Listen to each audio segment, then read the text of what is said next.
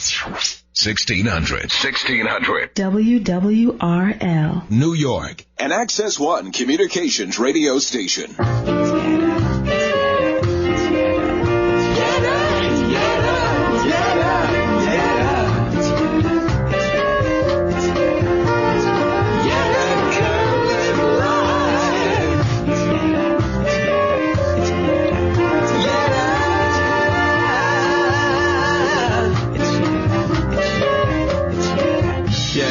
Kurland's on the air. It's Yetta Kurland live. Yetta Kurland, listen in. Good evening, everybody. Happy Passover, happy Holy Week, and welcome to this week's edition of Yetta Kurland Live. I am your host, Yetta Kurland, and tonight we will be speaking with Cathy Marino-Thomas of Marriage Equality USA, David Badash of the New Civil Rights Movement, activist Jenna Pope as well about today's marriage equality debates, the ongoing debates at the Supreme Court. Then we'll speak to Jesse Laymon of Citizens Action of New York about fair elections for New York. Finally, we'll hear from singer Athena Reich and Bradley Cruz of the Duplex Cabaret and Piano Bar about LGBT culture in New York City this spring. I first want to thank our media partners, Go Magazine, Labor Press, the Soho Journal, Westview News, and the New Civil Rights Movement for helping make this show happen, as well as our community sponsor, The Ritz. You can pick up a copy of Westview News at 69 Charles Street. Check out Go Magazine at your local newsstand or at gomag.com. Soho Journal is at sohojournal.com. The New Civil Rights Movement is at thenewcivilrightsmovement.com. And Labor Press is at laborpress.org. Also, you can listen to us live stream at wwrl1600.com. And please join us on Facebook at Yetta Kurland Live, on Twitter at Yetta Kurland, and check us out on the Huffington Post at huffingtonpost.com/Yetta. We've got a very full show this week, so we're going to jump right into it. Obviously, we start out usually with This Week in the News, but what everyone has been talking about is obviously the marriage equality debate. It's been interesting to see Facebook light up with a lot of different variations of the HRC logo and the marriage equality logo, all in red. So there's a lot of red happening, at least in my Facebook universe. It may be different for others. And so we're going to be talking about marriage equality, fair elections, music, comedy, and much more here on Yetta Kurland Live. Again, we've got Cathy Marino-Thomas, David Badash, Jenna Pope, Jesse Laymon, Athena Reich, Bradley Cruz, a whole lot. And you, the listeners, please call in with questions or comments, 212-868-0975. Again, that number is 212-868-0975. Let us know what you have to say about any and all of these issues. Let's go to our first segment. We're going to be talking with folks who are down in D.C. We've got Cathy Marino-Thomas. She's a longtime leader in the fight for marriage equality. She is currently the co-president of Marriage Equality USA. We've got David Badash, who is the founder and editor of the New Civil Rights Movement, a journal of news and opinions on gay rights and marriage equality. They're both regular contributors on Yetta Kurland Live. We're delighted to have them back on again tonight. Joining us as well is an activist and photographer, Jenna Pope, who's also been in Washington, D.C. this week surrounding the arguments at the Supreme Court. And before we get into the topic, I just want to listen to a quick clip from Supreme Court Justice Sonia Sotomayor from today's arguments. Outside of the marriage context, can you think of any other rational basis, reason for a state using sexual orientation as a factor in denying homosexuals benefits or imposing burdens on them? Is there any other rational decision-making that the government could make? Denying them a job, not granting them benefits of some sort, any other decision? Your Honor, I cannot. I do not have anything to offer you in that regard. If that is true, then why aren't they a class? If they're a class that makes any other discrimination improper, irrational, then why aren't we treating them as a class for this one benefit? Are you saying that the interest of marriage is so much more compelling than any other interest the state could have? Listening to, that is Supreme Court Justice Sotomayor asking questions about the marriage equality debate happening right now in D.C. David and Jenna, welcome to Yetta Kurland Live. Thanks for joining us tonight. Thanks, Yetta. How's the weather in D.C.? I'll answer that. It's probably not the first thing you're thinking about, but Jenna, I saw a beautiful photograph of yours hit the Facebook and the airwaves, and there was kind of like some misty rain. It kind of made it even a more beautiful picture. So I was thinking about you guys today. And I know Kathy is en route back to New York. I think she's on the train right now. We may be able to bring her in later in the show, but I think the sound is too bad where she is now. So we'll stick with David and Jenna for now. We may loop back to Kathy Marino-Thomas, co-president of Marriage Equality USA. So we're all up here in New York. I was just at the Stonewall Inn where there was a big event. Everyone was giving a shout-out to folks down in D.C. What's the feeling down there, and what's going on down in D.C. tonight? David, you there? To answer that. Or Jenna, go ahead. I mean, I was out there the last 4 days. First couple of days, there was just a small group of us that were kind of like holding the space in front of the Supreme Court, and it was snowy and rainy and stuff. So people were, not feeling super great then. They were cold and wet, but we were glad to be out there and be holding that space. But in the last 2 days, there was a lot of people around, and it was great. It was extremely inspiring to see all these people come out, in support of marriage equality. And give us a visual for those of us who aren't there in person. Obviously, we're seeing a lot of reports, we're seeing a lot of photos, but is there an overwhelming showing of support for marriage equality? As I was saying earlier, in my Facebook world, it looks very red, but obviously my friends would tend to be more supportive of marriage equality. Is what you're seeing on the ground in Washington, D.C., showing the kind of reflection of the popularity of marriage equality as a civil rights issue, or is it kind of split 50-50? Well, yesterday it was definitely split. There was a pretty big showing of people who are against marriage equality. They actually marched down. I think they all like gathered at the mall, and then they marched to, I think they had a permit to march in the street. But they marched to the Supreme Court.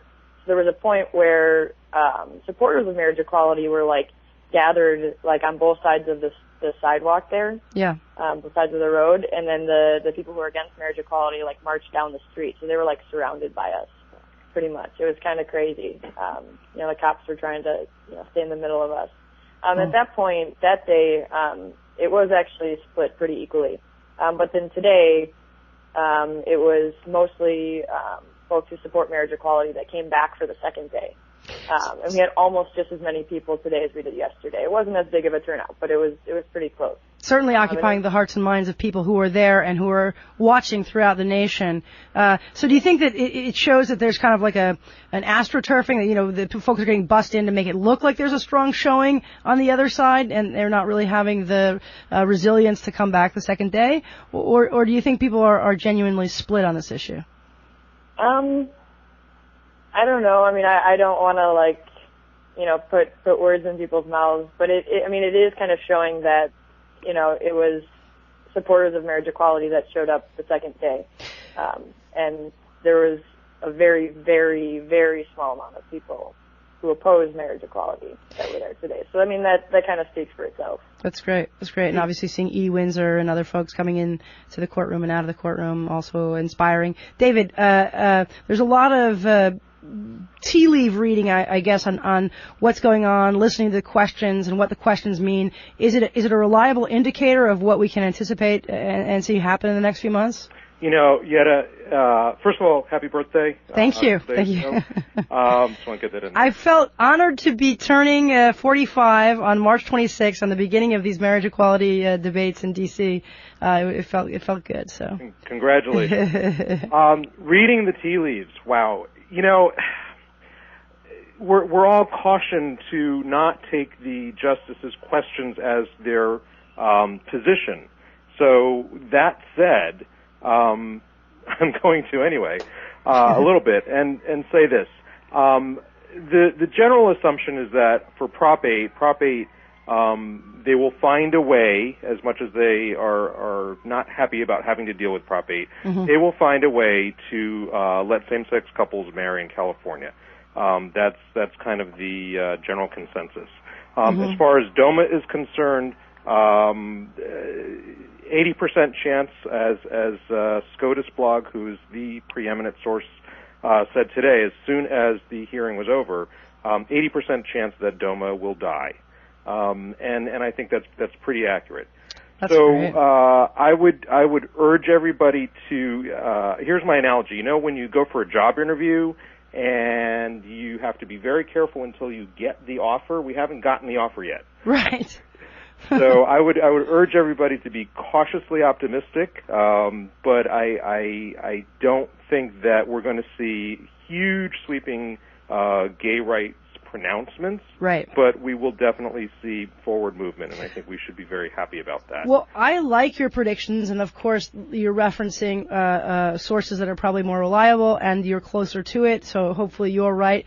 Some of the speculations that I heard at the Stonewall Inn as people were talking is another potential outcome is that the DOMA decision they kind of don't really deal with, and then they turn over DOMA in Section 3, where in essence what it would mean is that, listen, if in Kentucky you can't get married, then you can't get married, but if in states where you can get married, like New York or Connecticut or other states, that you would still have the federal recognition, the federal rights as well. So that's another potential outcome. But I like what you're saying a heck of a lot better. Well, I think that what we definitely will not see is we will not see all of a sudden everybody can get married whenever they want and wherever they want. That Unfortunately, yeah. That's a definite. Yeah. But we will definitely see forward movement. Jenna, you have been an activist, very involved in labor struggles, involved in the Occupy Wall Street movement. Marriage seems to be a conservative issue. What brought you into the marriage equality fight, and why is it important for an activist like yourself to be involved in this? Well, I mean, when people ask me what kind of activist I am, there's environmental activists, there's activists that have like a specific like topic or something that is like kind of it's like a good witch or a bad witch, or you're a good activist. Well, no, I like to. I mean, partially because I'm a photographer, I want to show people all different kinds of issues. I don't want to focus on one. But I also, I call myself I'm a social justice activist. I try to cover everything, and I think everybody should have the same rights. So I mean, this is kind of a no-brainer for me. Right. And in fact, a group of you, including folks from the Occupy Wall Street movement, came down a little bit early and kind of showed up, like you said, to save the place. Yes. What are the next steps? So you guys are going to be there, I guess tomorrow as well. What are the next steps after this argument? How do we galvanize folks in terms of social justice and moving forward? Obviously, we have to wait for the Supreme Court to make their decision. It'll be several months. What do you think on the ground in terms of grassroots organizing the next steps are? I mean, a lot of it's just building awareness, right. Which honestly, the Supreme Court hearings really helped kind of bring this issue to the spotlight. So people just need to continue like educating people on why it's important for everybody to have the right to marry. Right. Whether that's just having an event like you guys had in New York City. I actually wasn't able to make that. I was getting ready to come down to D.C. Right. Whether it's having just like an event or a march and doing outreach and passing out flyers and stuff. A lot of it is just talking to people and educating them. Yeah. Because if we're not talking about it, then a lot of people out there are just going to ignore the issue. But if you bring it up and you put it in the spotlight and you force them to think about it, then hopefully they will see. They'll make the connections and they'll get it on some level. They'll understand the fundamental issue of civil rights. David, and for folks, maybe it's harder in our little universe. We tend to probably be around people who are more sympathetic and supportive of marriage equality. What does, and I, as somebody, you know, as a proud member of the LGBTQ community, I can understand how marriage equality impacts me and why it's important to me. You know, I remember one of the arguments, one of the questions that Alito was making yesterday was like, well, you know, we're not mind readers and we can't see into the future. This is such a new thing. We don't really know what the consequences of marriage equality are going to be. It's like, really? if you want to understand on any level what this does, look in the present day and the way that it devastates families, binational families who are separated, who are unable to have family. But what do you think this means for folks who are looking on and who are against the proposition of marriage equality? What does this mean for them? What does actually having marriage equality in the country mean? Yes, and what's at risk? What's at play here for them? Nothing. Well, let's try to understand their perspective a little more. This is, you know, Think Progress did a great piece yesterday, and they interviewed the anti-marriage equality people on camera, and they asked them. They said, "So, how has same-sex marriage influenced you? Has it affected your marriage?" And each one of them said, "No, it has not impacted me one iota." And this is the thing about same-sex marriage, is it hurts no one. It helps literally hundreds of thousands, if not millions of people. We did an article, it's all a blur now. I think we ran it about 7 o'clock this morning. We did 21 pieces today. Wow. And there are 250,000 children in this country who are being raised by same-sex couples. Right. And those are the people that I would urge the Supreme Court to look at and decide whether or not same-sex marriage is supposed to happen, because it is. Yeah, well said. We're gonna leave with last question to both of you. Jenna, what was your favorite kind of statement, quote, or moment in the oral arguments in the last couple of days? I actually have not had a chance to listen to any of the oral arguments. Well, let me reframe that. As a photographer, what was your best visual? What was the best moment or experience that you've had so far in the last 2 days? There's been quite a few. But today I posted, I got a photo of this man, and he was holding a sign, and it simply said, a veteran who fought for everyone's rights. Everyone was underlined. Nice. And, you know, that was my favorite sign. That was my favorite visual. Great. Well, thanks for all the work that you guys are doing. Keep it up down there.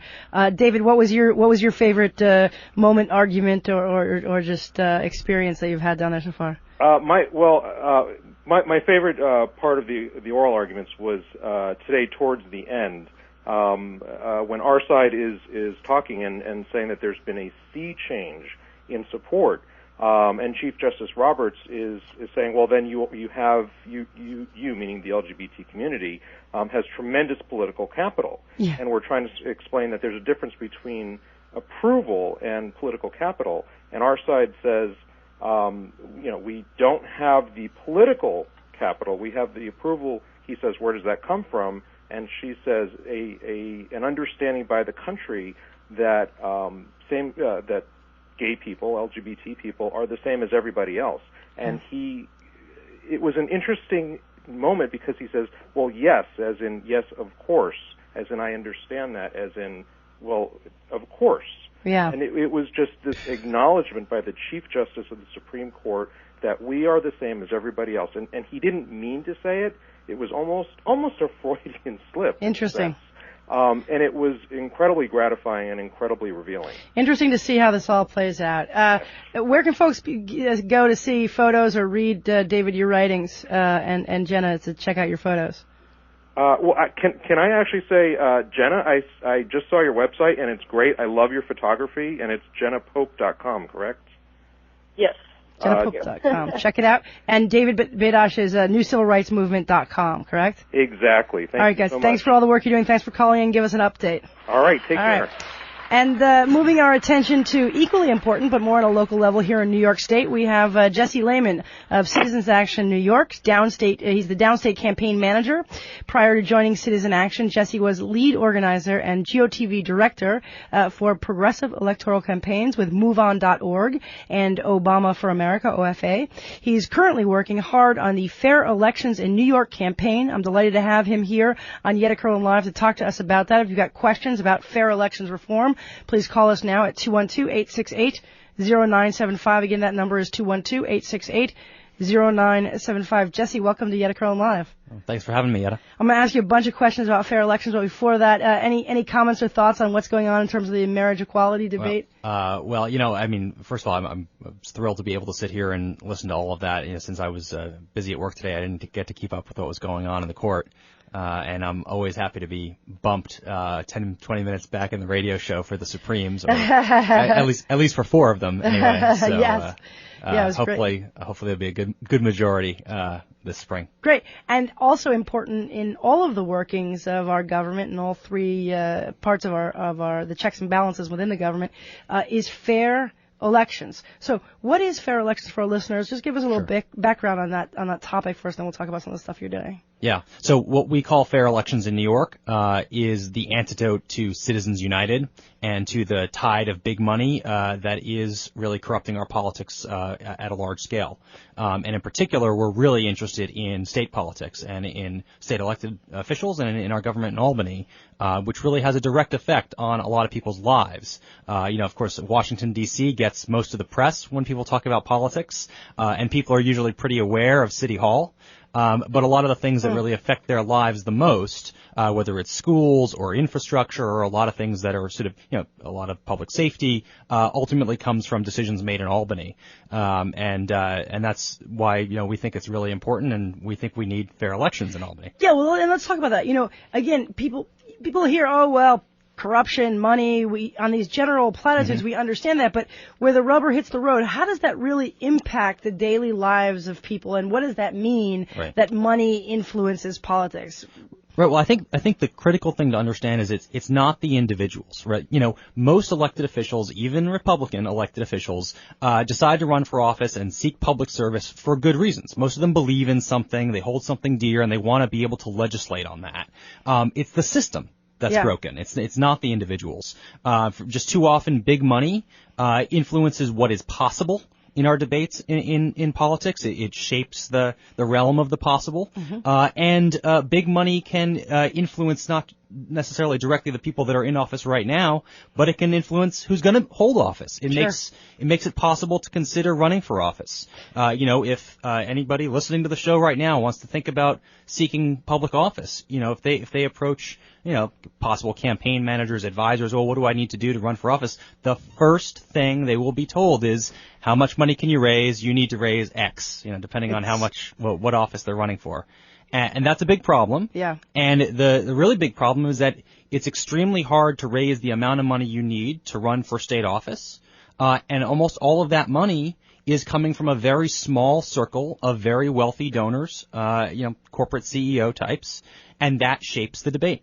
It's a really well said. It's well said. And in New York City, on a local level, obviously there's the campaign finance program that doesn't exist on a state level. That's right. Can you talk a little bit about what the campaign finance program is, what it does, what it doesn't do, and then what you're hoping to see on a state level? Yeah, there are a few places in the country, Connecticut, which is a state just not that far from us, and here in New York City, which have some really good models for how Connecticut is good on a lot of things. Don't they have paid sick leave? They have campaign finance reform. They had marriage equality before we did. Yeah, and you know what's interesting is they did the campaign finance reform first.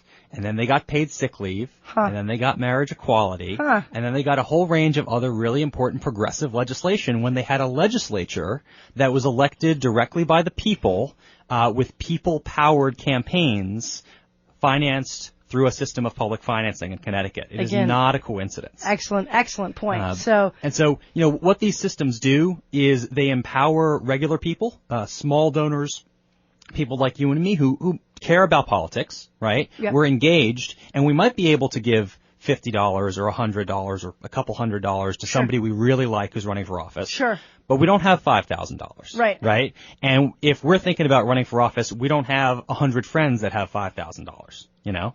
But we might have 100 friends that have $50 or $100. Right. Right? And so what these systems of fair elections do, and the one in New York City is a really good example, they match small donations up to about $175, 6 to 1. Right. So, you know, that contribution of $100 is now worth $700 to the candidate on the receiving end. Matching funds are very important, and having a cap in terms of how much people can spend. So one person doesn't spend the $168,000, another person spends $10 million, right? To buy advertisement, et cetera, et cetera. I think one of the things that's interesting, too, I think for those of us who think about the electoral process, the assumption is that because the majority wins in a democracy, the majority votes in a democracy to win an election. But in fact, it's quite a small minority of people who actually get out and vote in primaries and even in general elections. Well, you know, one of the real issues, I mean, the general election, you know, most Americans who are eligible to vote do vote when it comes to November, especially if it's a presidential election or even, you know, a big mayoral race. We're pretty good at voting, but voting is the last step in an election campaign, right? Election day is the last day on that calendar on the campaign wall, you know? And what that means is that there's a whole bunch of thresholds that a candidate has to get past before they make it to election day. And a lot of them have to do with either fundraising or appearing to be viable to outsiders, being a serious candidate. And a lot of that is tied up with the system of campaign finance. Yeah. You know, one of the things that's great about New York City's system is, put aside what happens on election day, we have campaigns prior to election day that are competitive with multiple candidates. You know, often when there's an open seat, you'll see 5 or 6 candidates running for that open seat in the city council. And all of them are viable because all of them have the ability to raise money from small donors. Very rarely do we get competitive elections at the state level. And a big reason is that it's very hard to raise the money you need to run. Approximately how much is a New York State Assembly race or a New York State Senate race these days going for in New York State? Well, it's a bigger range in New York State than the city because there are so many different economies across New York State. Right, so if you're running for state assembly in a more rural community upstate, you might only need, and I'll say only, you know, $70,000 or $80,000. In New York City, that wouldn't be nearly enough. You might need, you know, twice that or 3 times that potentially. Right. And so it's really important as we design a better campaign finance system that we have something that's flexible, that sort of eliminates some of the worst aspects of the current system, but also creates all sorts of opportunity for more people to run. Sure. And I mean, New York City is a great model. It's one of the gold standards.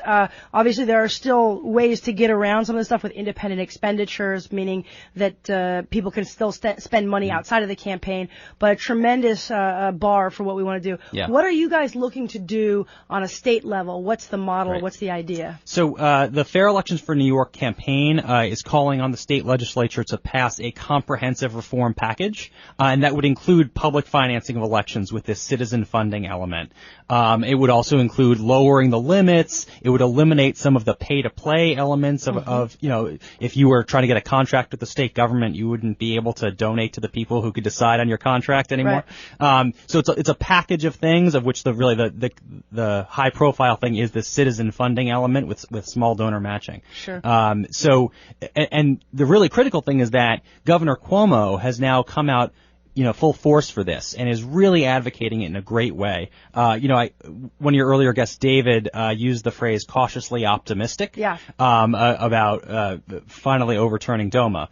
And that's actually the same phrase that I've heard Governor Cuomo use twice in the last couple of weeks about passing this really sweeping reform that would, let's be clear, make New York the best state in the nation in terms of our campaign finance laws. We would go from one of the worst, frankly, with some of the highest limits in the country, to the best and a real model for states around the nation and ultimately for the federal government to have a better electoral system. And the backdrop, obviously, corollary you made earlier about seeing positive, effective legislation being passed as a result of that.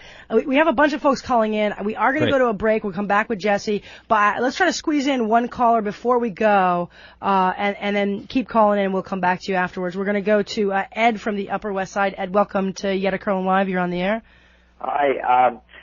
There's one problem, and that is the Republican Party has an advantage. They are they get money more easily than the Democratic Party does. Is that because, I guess, obviously they're funded by big business? They're richer. Yeah. They appeal to people with money. So therefore, why is it that they want to change the system so that it evens the playing field when they have an advantage right now? That's the trick. We got to give them something for that. Okay. Good question. What's the motivation, and how is the governor, who actually works well on both sides of the aisles, and we saw that with marriage equality in New York State and other places, what's the motivation, or what's the strategy to get our Republican senators and assembly members on board? I'm glad you mentioned the governor. I mean, the governor is a really critical piece to us getting this passed, and that's part of why I am cautiously optimistic that it will pass, because he has this relationship across the aisle. Right. I mean, the caller is right. Progressives in New York State are the ones that are most excited about this great reform, right? Now, to be fair, there are plenty of Republicans, especially Republicans who come from more rural places upstate, who, don't really enjoy having to do all their fundraising by coming down to a corporate boardroom in New York City. They might actually want to have some connection to their constituents. There are some good people there from upstate, and a lot of them are Republicans. And frankly, they could have more extreme right-winged positions that aren't tied to corporate interests sometimes. I won't pitch that. We're going to take a short break. Jesse, you'll be back with us when we come back. Yetta Kurland Live, 212-868-0975. Call in with questions. We will be right back. WWRL 1600 AM, New York. Get to know us better. Log on to www.WWRL1600.com.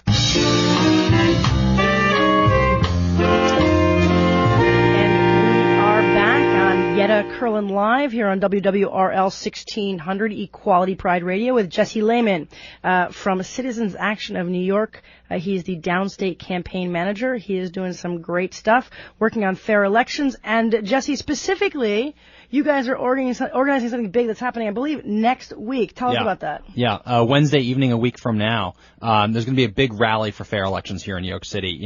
We mentioned before that it really is the progressive community that is pushing this and making this a possibility. And so we're going to have a real sort of progressive community rally for fair elections. We're going to have a lot of great civil rights leaders, environmental leaders, the national president of Greenpeace, that's great. National president of NAACP, Ben Jealous, and some really prominent leaders from the labor movement like George Gresham from SEIU, who are going to speak, and then we're going to have turnout from all across the progressive community.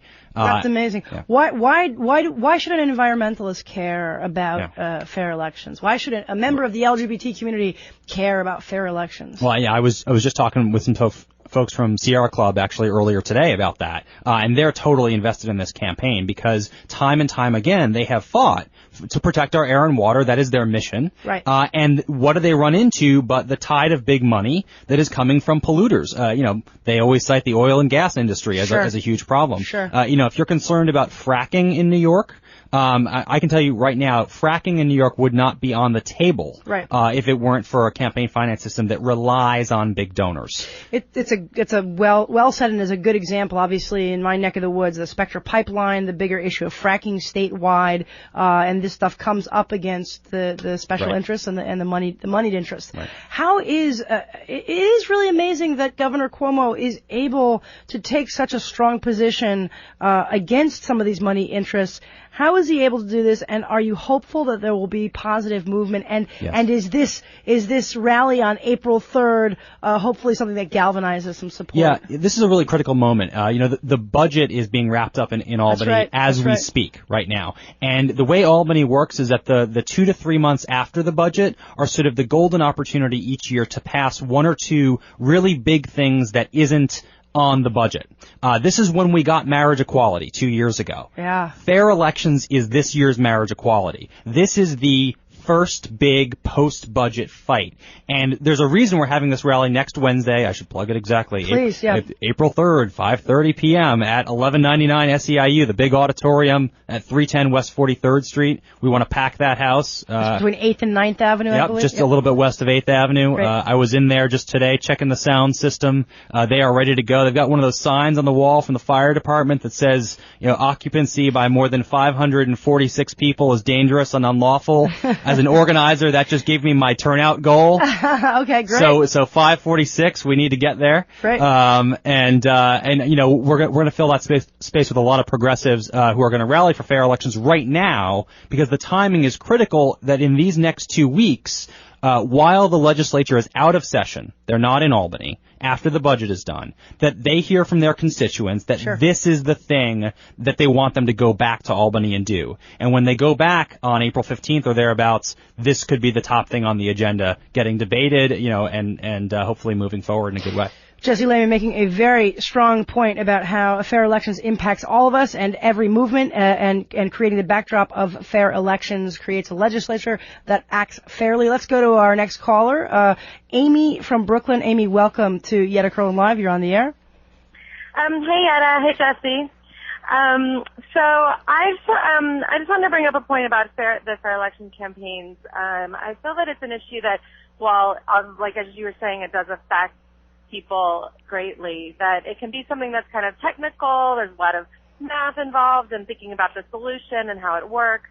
And I was just wondering what kind of messages you're using to really reach people in the broader public as to why not only is this a problem, but why the solution that you're going after is going to make things better, and really how are you reaching people? Great question. Yeah. And again, on this bigger picture, people kind of almost tune out because it sounds so immense. Right. How do you make it something that people care about and get involved? I think pointing to real world examples is really useful. So we always point to the examples of what's wrong in the current system, and we've brought up issues like fracking. We've brought things where we're concerned about big money. I think talking about the successes in places like Connecticut, talking about, well, here's what happens, the results. The system itself is not really what we're fighting for. We're fighting for the fruits of the system. We're fighting for what comes after it. We're fighting to have elected officials who, having run competitive campaigns powered by the people, get elected and do progressive populist things like passing paid sick leave. Like when Connecticut was struggling through the recession along with the rest of the states a couple of years ago, they didn't balance their budget with draconian cuts. They balanced it with a millionaire's tax. Right. There's a reason that happened, and I think those are the things that we really communicate. We've had a lot of good allied constituent groups that are talking about their core issue in the context of fair elections. We've got a lot of support from the rent reform community, the good folks that are fighting for tenants. And they always point out, who's the number one donor in New York State politics? The landlords, the real estate industry. This is their issue because it's everybody's issue if you care about something else that is being affected by big money. Sure. And again, Wednesday, April 3rd at 5:30 p.m. on 43rd Street at the 1199 building. It's between 8th and 9th Avenue. Get out. 546 people. Let folks know about it. Jesse, where can people go online to get involved if they can't make it on Wednesday, April 3rd? What else can they do to show up? And you've made the point. This is such an important issue. It's connected to every other issue. People often say it's always the second most important issue, right? Where can people go to learn more about it and to actually do something to feel like they've made a difference? Right. So if you remember one thing from my little appearance, it should definitely be fairelectionsny.org. That's fairelectionsny.org. Great. And you can always do fairelectionsny.org/NYC rally and find out more about the rally on Wednesday. And there's all sorts of other great stuff on the website. There are going to be house parties the week after the rally that you can sign up to host, or you can find one near you. So we're going to, all through this legislative recess and on through the rest of April, we're going to be fighting hard. There's lots of things to do on fairelectionsny.org. Really exciting. Have you been reaching out to different, like the LGBT community, et cetera, to get folks involved? Because I think what you said about this is the next marriage equality for New York State, that's such a powerful message, I think. Yeah, I mean, we've got a really wonderful coalition that is behind this, and it's really heartening to see. This is one of those issues that draws different groups of progressives together, from low-income communities and from labor and from civil rights communities, people who are concerned about the environment, people who aren't always in the same room, even if most of us probably vote for Barack Obama. Right. Nevertheless, this is one of those central issues that we can all agree on, and maybe it has been our number 2 issue for all of us, but that calls for occasionally a couple months out of the year, to the top, putting it to the front of the agenda. Let's try to squeeze in one last caller before we let Jesse go. We're going to go to Jack from Brooklyn. Jack, welcome to Yetta Kurland Live. You're on the air. Hey, Jesse and Yetta. So I had a question for you, Jack. Obviously Citizen United is a terrible thing. But at the same time, didn't this last election kind of prove that big money just doesn't work? I mean, you look at Romney, you look at the Tester race, you look, at the Hayworth race, and it seems like, there's a certain oversaturation point where, big money in politics just doesn't translate to votes. From your lips to God's ears. I mean, where can you point to a certain example where it's, really corrupted the system? Well, thanks for the call, and a couple of good points there. Yeah. What do you have to say? No, actually, I really love that point. It's funny. I hear sometimes the opposite thing as well. I hear the sort of "woe is us." There's nothing we can do about it. The money's always going to win. And then it's really great to hear that sort of refreshing. We can beat the money. Look, we beat the money last. Look at Romney. Right. And I actually think there's some truth to that, and there's some truth to the other side, and probably the ultimate truth lies somewhere in the middle, which is that, in order to run for office, you need a certain amount of money to get your message out. Sure. And it's really hard right now for regular people, populists, progressives, to raise that money. And so a system of fair elections that helps people run is really essential. Now, that having been said, I'm not afraid of the super rich. I'm with Jack that, I think that if I've got a publicly funded, good progressive candidate who's got enough money to get their message out, I'm not afraid of that rich conservative running against them and spending twice as much. I think our message can win. I think it won a bunch of times in November last year. The folks on our side that won, they didn't have no money, though. Right. So it's really important that we have a system in state races that allows for people like that to run. Wednesday, April 3rd at 5:30 p.m. at 43rd Street in the SEIU Auditorium. Jesse, thank you so much for taking time to come on Yetta Kurland Live. Good luck to you next week, and keep up the great work. Thanks for having me. Thank you. We're going to go to our next guest, but before we do, we're going to play audio track from her latest album. Athena Reich is going to be joining us here in studio at Yetta Kurland Live. Let's listen to this. 1600 WWRL. 1600 Talk. That's changing New York. Me and my girlfriend walking down Main Street and smile after smile as we go by. Doorman says, hey, when you gonna get married? Boy, the world can change in the blink of an eye. Suddenly, we're part of the mainstream everywhere in the air we breathe. Finally, we're the heart of the party, dancing to a different beat. 'Cause it's our time in every nation. Feel the new vibration of your spine. Worlds colliding, revolution rising in the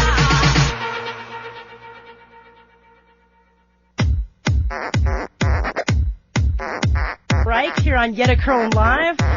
Athena is a regular guest here, I feel like, on Yetta Kurland Live, bringing the culture. That's right, here I am. The gay arts, the queer arts. The gay We're arts. so creative. Oh my goodness. And we have Bradley Cruz. Bradley, welcome to Yetta Kurland Live. Thank you. It's good to be here. You are a world famous Duplex Cabaret performer. Yep. I'm the manager there. The manager, okay, which is its own performance, I imagine. It is a show, let me tell you. You can ask the staff.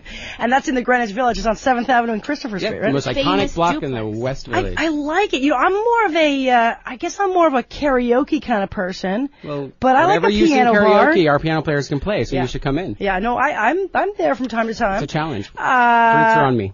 Well, thank you. Gosh. That was It's Our Time by Athena Reich. Athena is an award-winning actress and singer-songwriter. She's a regular contributor here. I'm delighted to have her back with us. I'm also delighted that every St. Patrick's Day, I can now post on my Facebook the first episode of Curious Cook. That's which the most watched episode of The Curious Cook. You say that to all your guests. No, but I appreciate it's it. true. Is that really true? We had something there. We did. Oh. We'll always have St. Patrick's Day. We're going to be filming up season 2. We're starting talking. We got to bring us back. You got to be representing the vegan. You got to do the vegan. I know. What is curious about The Curious Cook? It's a web series, an LGBT cooking web series that I'm the host of it. Yeah. Well, I like to eat. So. Yeah, we all do. We all do. It's amazing. Yeah. You can't see me, but I like something to exclusive to queer people. No. You've got, so, and in fact, while we're speaking of Curious Cook, you guys won the Tellys. Yes, we got the Telly Award. Is that like a Telly Tub? I don't know, but we for best or People's Favorite Award, People's That's Choice great. or something That's on great. the web. Yeah, it's That's amazing. awesome. So that really has inspired us to go ahead and we're going to start fundraising for So season do you 2. get to go to a red carpet event and go up on stage and win an award? I don't even know what's happening. Not so the much. producer Sam is in LA at some other award. Uh-huh. I think we're nominated for something else. I don't know what's going on, but Gosh. she'll let me know when she needs me to show up and cook. So. Well, that's a big spin. So how are people celebrating the recent tide of the fight for marriage equality? Well, I mean, there's so much going on. I mean, I just want the "It's Our Time" song that we just played here. Mhm. It's that's in marriage equality. That's a whole marriage equality anthem, and that's going to be officially released soon. But people are writing songs, and everything's They're on dancing social in the media right streets. now, dancing in the streets. And really, Bradley, he's at the hubbub there of the queer downtown yeah, we've had scene, television so. cameras parked outside of the Stonewall and the Duplex all week long. So Yeah. Asking questions. interviewing people, getting reactions, it's right there where it all began. Yeah, when New York won marriage equality, I know I went right down to Stonewall. Yeah. Duplex is right there next door. Well, it's absolutely, and in fact, there's a huge, beautiful march, Marriage Equality USA. A bunch of folks, Stacy Lentz at the Stonewall Inn, and a bunch of people organized marching from Stonewall Inn, which is your neighbors, down to Washington Square Park, and it was really wonderful. And that was Saturday, I think. Yes. So we have a bunch of folks calling in, and we only have a few moments. Okay. So let's just go through. We'll just juggle the callers. Okay, cool. And if people out there are too nervous or shy to call in, they can always tweet a question or comment that we can read on Yetta Kurland Live. Yeah. And the but number Bradley is here. He's the manager of the Duplex. And the Duplex, just talk for tell us about 2 seconds about the history there and what's the happening. history there. Well, we're the longest running cabaret theater in New York City, which started out with Holbrook in 1950. Woody Allen made their first original performance there, and Joan Rivers. Wait. Woody Allen made his first original performance. Woody Allen, his first stand-up. Woody Allen and Joan Rivers. Yes. And now, together or no, just not together. And I wasn't there. Did Woody Allen know it was a gay bar? Was it a gay bar? It wasn't. It originally started across the street. Uh-huh. As a smaller entity, but that's what kicked it off. And now today, we cultivate young cabaret artists. We built a new stage upstairs at the Duplex, which is 3 performance which is where spaces. Athena and I met. Yeah, she I performed there. The smallest stage in the West Village, we're calling it, with the biggest talent. Yeah, I love the venue too because there's a piano literally kind of nestled into a corner. That's downstairs. We have three different performance areas now. We have the piano bar downstairs where you can sing with Maria Gentili, who just won a MAC award for our being the best piano bar performer in New York City. We have the best piano players. Yeah. Go upstairs, have a drink upstairs of the Duplex, and watch someone like Athena perform the stage, and they go into the cabaret. They have and see burlesque. I mean, they're becoming more and more downtown. God bless and you. Edgy. We're trying very hard to really Amazing. cultivate gay arts and talents, and God bless you, and thank God for having small performance venues. For artists and emerging artists to be able to take root. Do you feel like New York City is losing that part I of... feel like it sometimes, but then I honestly, when I go to a place like the Duplex, I'm like, oh, thank God they're going to save it, because they have 3 performance spaces and this one small new upstairs space. Right. It's just so small, so it's perfect because it's got that where you just want to explode. Right. There's room, there's no pressure. we had Poppy Kramer and Claudia Kogan and Athena, all in one show. Yeah. And then we went to a later event, which was a new drag performers, Dewey Chaffee and Doug Glass doing the Uncultured Club, which are hysterical, really consummate character actors that are giving you an event once a month upstairs. It's unlike anything else. It's really becoming Thank very God edgy for and that. popping again. It's exciting. Duplex. It's amazing. Edgy and popping here on Yetta Kurland Live with Athena Reich and Bradley Cruz. Let's go to some of our callers. We have Ira from Manhattan. Ira, welcome to Yetta Kurland Live. You are on the air. Hi, how you doing? I'm good. How are you doing? Good. I'm an old cabaret gay singer. I hear you're talking to the younger crowd. Yeah. I've been trying to break into this business for many years. I've done shows that Don't Tell Mama and a new place called Zeb's, and I have 7 videos on YouTube under Ira Geezer, one word, Gay Geezer Power. Gay Geezer Power, I love No it. way. I love it. We will look at it. I'm looking at it right now on my Ira phone. Geezer, which is different than I'm a geezer. That's a different performer altogether. IRAGEEZER, one word, Ira Geezer. You know, I'm 78, so I'm certainly not a young guy. I'm a geezer. I'm an old geezer. Wow. Well, Ira, we only have a few moments left of the show. We have a bunch of people calling in, but I just want to say thank you for taking the time to call in. Thank you for paving the way for the next generations and the beautiful tradition that we have in our community for the cabaret talents as well as other types of performances. Yeah, and go down and say hi to Bradley. Bradley, are you there all night at the Duplex? I'm there 5 nights a week, Tuesday through Saturday till 4 a.m. Ira, have you ever checked out the... I've sung it down there, yes. We'll get back down there and sing some more. All right. Well, thanks for calling in. Thank you. Okay, call back again. Take care. All right, Okay, good. Bye. And we're just going to roll through some of our callers. We're trying to get to a few more. Rachel, who is, she doesn't give us a location, but she says, Rachel, a friend of Athena's. And any friend of Athena's is welcome to call in. Hi, yeah. Yeah, have you spoken to Rachel in a while?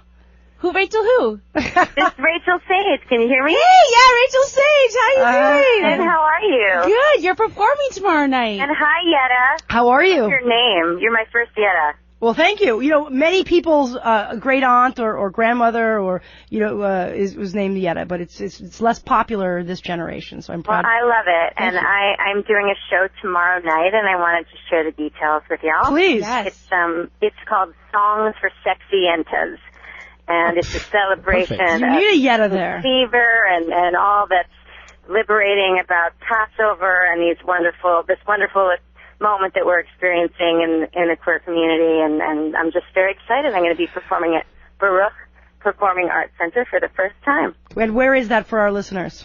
That is, let me see, I'm finding the address. It's at 25th Street between 3rd and Lexington Avenue. Right on. And like us on Facebook, and we'll link it up to all of our people. There you go. We'll I promote it love right there. this. I'm going to try social and go, networking Rachel. I'm at going its to try best. and go. So I think I'll see you tomorrow. And I love that Rachel's referencing the confluence of Passover and the marriage equality debate. And Rachel, you may not have known this, but yesterday was my birthday. And I'm pretty sure. Yeah, well, thank you. You're so unprepared. Yeah, that's okay. This is my birthday present. Seeing Athena's face. Athena's more a birthday present for you than I am. Yeah, Let's face it. Let's be honest. Let's be honest. You're my spec. It would usually just be Athena. It's also brother. Rachel, thank you for calling in. Call back again. Let us know how you're doing. And happy birthday. Thank you. We're going to go to our next caller, Christopher, all the way from Englewood, New Jersey. Christopher, welcome to Yetta Kurland Live. You're on the air. Hello, especially to my friend Yetta and to Athena and everybody. How are you tonight? Good, how are you? Glad that I could talk to you again, and right away I should sing it. Happy birthday to you. Aww. Happy birthday to you. Happy birthday, dear Yetta. Happy birthday to you. L'chaim. That was nice. L'chaim, fantastic. That was totally in I tune. want to say that there is a lot of people who have paved the way in the LGBTQIA community, who have done so much with entertainment to promote civil rights, and I want to take a moment to say thank you to all of them, and I am proud to be a part of the movement to stand up for the civil rights of my friends who don't have a voice in the world, and I will continue to fight for civil rights, especially the right for marriage, until we have victory, and I really will do all I can to see to it that it be carried the day that all people, no matter what your gender preference and so forth, have the right to be married and have the same universal rights as we all do, no matter what. So Amen. I wish that all of you stand with me, stand for what I believe in, because I am a simple person who may have a challenge, but I am a person with a heart of a lion who can roar like a distant thunder. So please, stand with my friends. Stand with all those who don't have a voice in the world. Remember those who have paved the way. Thank you, Let's Christopher. fight together, and let's get this done, and let's have some victory and really celebrate the greatest event in our lives, victory for civil rights for all people. Thank you, Christopher. Well said. Yeah. You've mobilized our entire studio here. Thank you so much. I'm marching right now. He makes a good point, though, that creativity and culture and arts are as a way for us to handle, some of the discrimination and mistreatment that our community we has felt. internalize it, we put it out, we reinvent Draw it for attention ourselves. to it and make it our own. We try to make it irreverent. We celebrate right, our joys.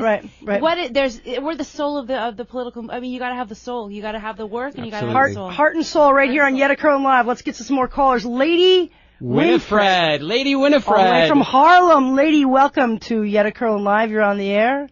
Hello, Yetta. Happy birthday. Lady Winifred. She performs at Uncultured Club. Oh. And a show at the Duplex Cabaret. Oh, lady, Yay. we have 40 seconds left, so give us a quick plug. Oh, my God, 40 seconds. You can get a lot accomplished in 40 seconds. What are you up to these days? Where can folks go to see you? Well, we're going to be next appearing on April the 19th in the Cabaret. The show is called The Screw You Review. And we are freaking hilarious. Look, we don't have a lot of time, so I want to just tell you, you're 44 years old, Yetta. Don't worry, that's only 21 in lesbian years. It's true.